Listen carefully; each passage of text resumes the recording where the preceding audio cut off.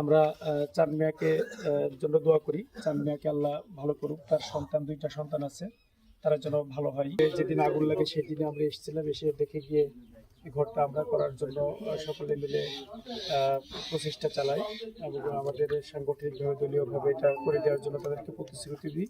আজকে আমরা এখানে এসেছিলাম, দেখেছি, আমাদের জেলা আমির সাহেবও এসেছিলেন।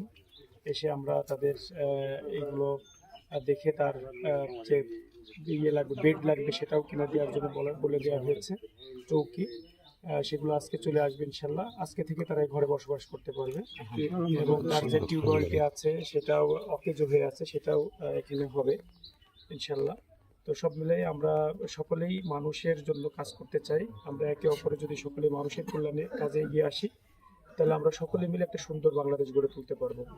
তো যারা সমাজের বিত্তবান আছেন, যারা সমাজের বিভিন্ন দায়িত্বশীল পর্যায়ে আছেন, বিভিন্ন সংগঠন আছেন, তাদের প্রতি আমাদের আহ্বান থাকবে, যারা সমাজের এরকম ক্ষতিগ্রস্ত হয়, দুর্দশাগ্রস্ত হয়, তারা সকলের পাশে যেন আমরা সকলেই থাকি। তাইলে আমাদের সমাজের আনন্দগুলো, দুঃখগুলো আমরা সকলেই একসাথে উপভোগ করতে পারবো। তো আমরা আল্লাহ শুকরিয়া আদায় করছি, আল্লাহ আমাদেরকে এরকম একটি কাজের সাথে আমাদেরকে থাকার তৌফিক দান করেছেন।